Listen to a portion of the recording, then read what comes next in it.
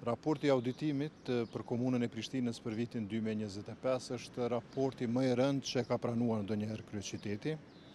Dhe duhet të thënë qysh në start se këtu nuk janë pretendimet të opozitës, por janë konstatimet zyrës kombëtare të auditimit, që është institucioni më i lartë që mirret me mënyrën se si shpenzohet paraja publike.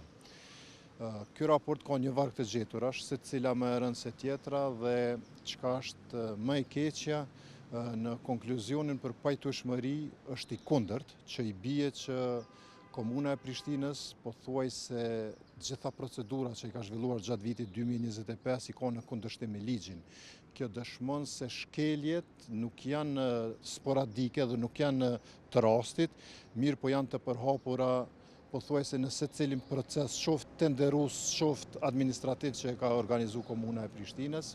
Ndër të gjeturat kryesore duhet potencuar që 45 milion euro të buxhetit Prishtinës kanë përfunduar në procedurat gjyqësore, mbi 10 milion euro investime janë zhvendosur pa miratimin e kuvendit komunal, mbi 8 milion euro fatura janë të papaguara dhe mbi 7 milion euro të tjera të komunës Prishtinës janë keq klasifikuar.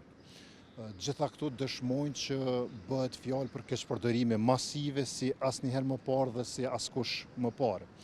Gjithashtu gjetura tjera të auditorit janë që e kundërshtojnë ose hudhin poshtë narrativën e përparim Ramës, të cilën e kanë ngritur gjatë vitit 2025 përkinjse bllokad nga niveli qendror.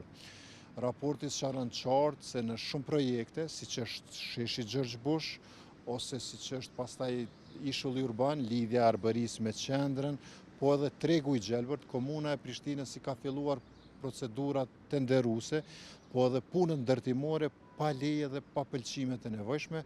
Pastaj kjo ka rezultuar me pezullim të punëve dhe është qartë konstatohet që nuk bëhet fjalë për bllokad nivelit qendror, por mos respektim të ligjeve dhe procedurave nga Komuna e Prishtinës. Kjo dëshmon që gjitha ajo kauzë, cilën zoti Rama e ka ngritur gjatë vitit 2025, ka qenë kauzë falso, ka qenë një alibi që do t'i shërbejë atij për ta arsyetuar në një farë mënyre dështimin gjatë qeverisjes së tij.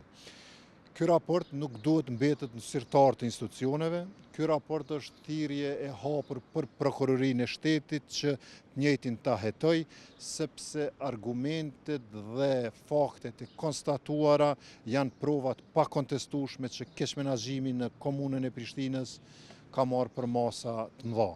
Ndërkohë që për përgjegjësinë politike si asamblezë dhe si lëvizjeve të vendosje në kryeqytet, të njëjtën do ta kërkojmë edhe në sallën e kuvendit, po kudo që të na paraqitet mundësia.